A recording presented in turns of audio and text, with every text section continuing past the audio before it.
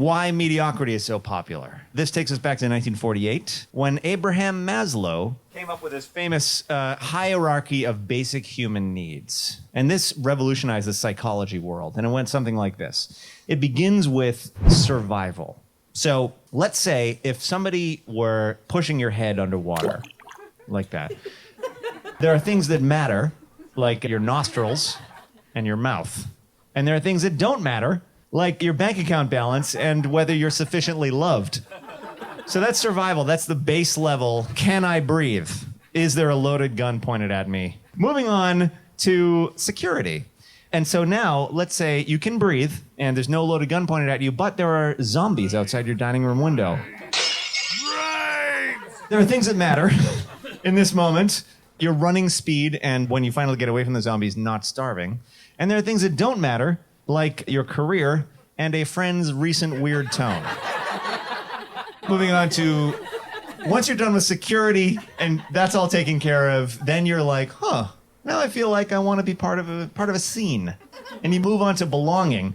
And this is when you become a Rotarian or join the PTA or maybe join a nudist cult or something like that.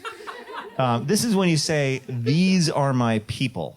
Email delinquency matters when you're searching for belonging. And manners matter because you're all about the collision of human beings. There are things that don't matter, like the future, because you've found your people, and grander meanings, because you found your people. Then, finally, you get the urge to have recognition, be seen for who you are, and lead your people to freedom. This is when you're elected the nudist king. And there are things that matter in this moment, like the group's role in the world and leadership. And there are things that don't matter, like deep time and truth, because your group is more important than the truth at this point when you're seeking recognition.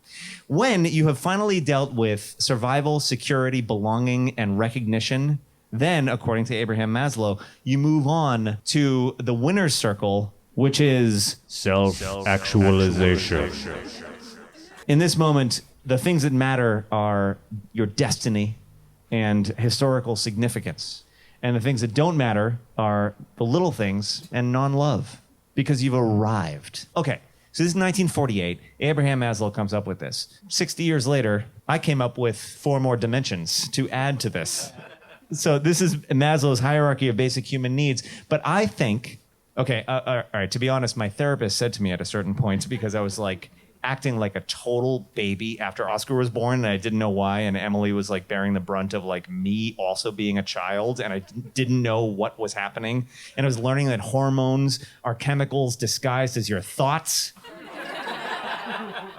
So then I got a therapist, and my therapist was like, well, you know, every time you have a major life event, you get married, you have a kid, you have to start over from being a baby and then grow up all over again every single time. And I was like, son of a bitch, that rings true. And I got out the graph paper and I realized there are 4 human pursuits. There is sensations. We start by pursuing sensations, followed by ideas. And then we start pursuing connection. And then finally, we pursue the past. If you're trying to achieve survival through the pursuit of sensations, this means you're a baby who wants to get back in the jacuzzi. We start our lives pursuing sensations. This is chapter 1, and trying to achieve survival through the pursuit of sensations. Then we move on to pursuing security once we have achieved survival.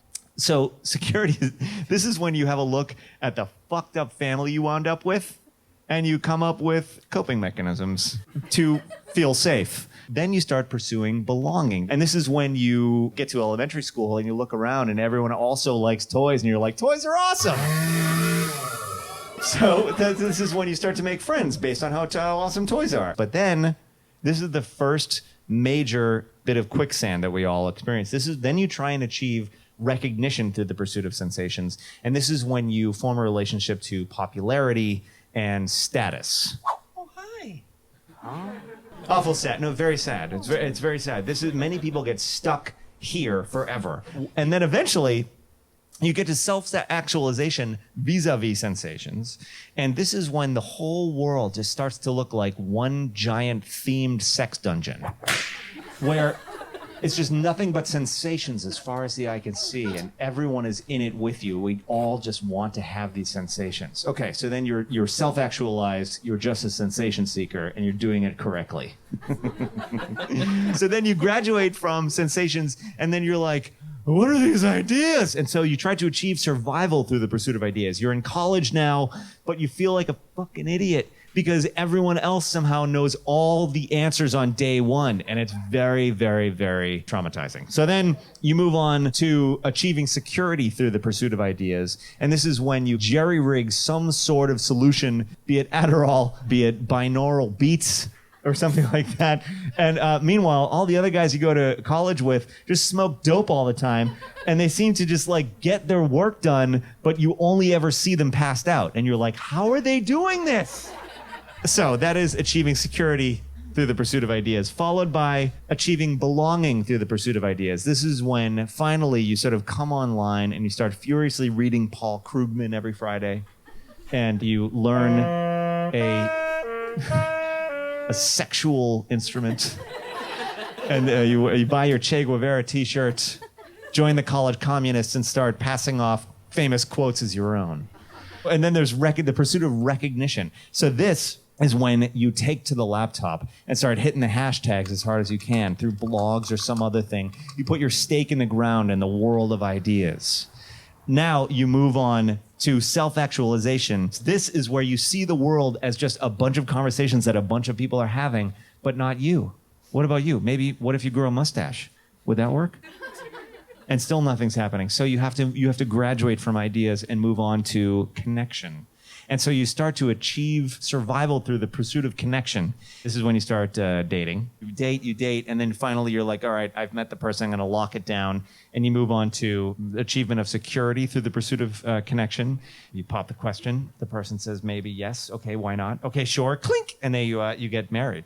And then you start to climb up the ladder. There's you, there's the other person, that your partner, you buy a house, the house is in a neighborhood, maybe you get a car, maybe it has a hatchback because you have stuff you have to carry around everywhere, maybe you have a baby, or I don't want to be heteronormative or feminormative, maybe a dog or something like that, or maybe you just go on expensive adventures, or maybe you're forever alone by yourself but you have all this shit, or maybe you still get to go on expensive adventures. You have some sort of partnership with something. So then we move on to the achievement of recognition through connection. And this is when you join the PTA, you try and connect with other people, etc. And then you finally get to the place of self-actualization through connection. And this is when the world starts looking like a bunch of interconnected molecules. But so many have already gone, which is very sad. So you move on from connection and you start thinking about the past, and you think it's time to achieve survival in the pursuit of the past. And so you make a lot of doctor's appointments and you think about getting that colonoscopy.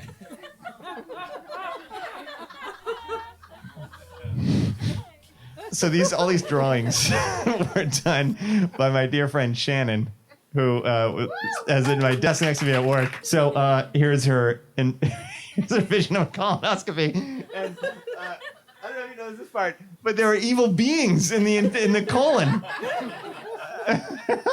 Also of note, I don't want to out you mamas having ever gotten a colonoscopy. My mom's here, by the way. There she is in the back.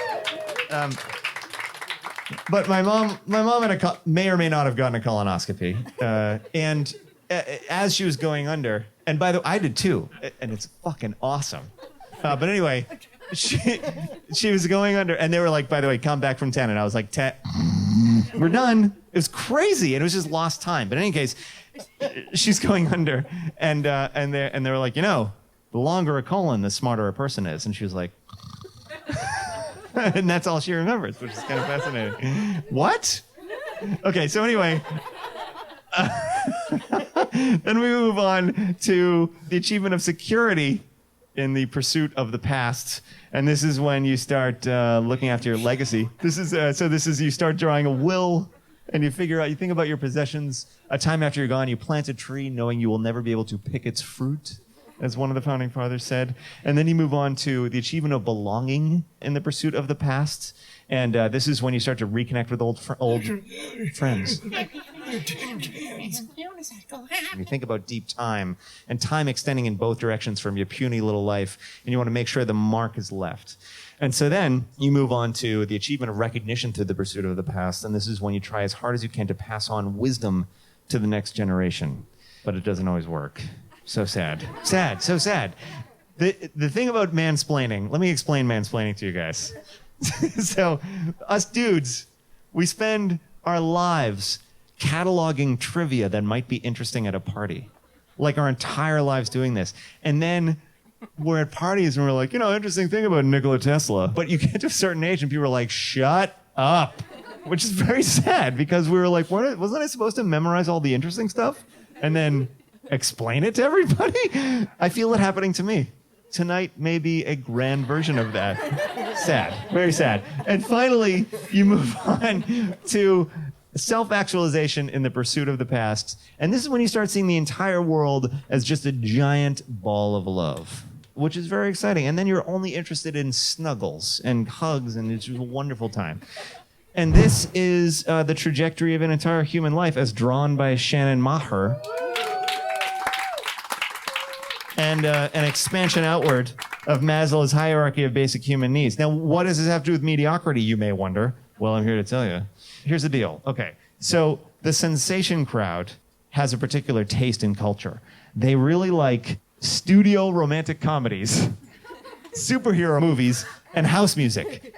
Like that's like they want sensation, so they just want to go to a movie theater and like they just want to have sensations all the time. And then you have the ideas crowd, and they like quirky indies, important novels, and college and classic radio. And so they are also after the pursuit of ideas through their culture, which is can be a little tiresome. And then moving on to the pursuit of connection. The connection crowd, this is often people who have built families and have like kids and shit like that. And so they can't afford to just like go to the movies because now it's like $125 because of babysitting and crap like that. And so they can only see Oscar shoo-ins. That's it. So they don't have a big stick when it comes to culture. So the culture is not for them. And they also like watch documentaries on Netflix, and only half of them, and they listen to NPR. So they're kind of, this is me, by the way. That's fine. Okay. And then finally, the past crowd. And this crowd is they're interested in nostalgia and triumph of the human spirit stories. And so here's the problem, goddammit. To everyone, wherever you are in the trajectory of life and the consumption of culture, wherever you are, the other three look like mediocrity to you.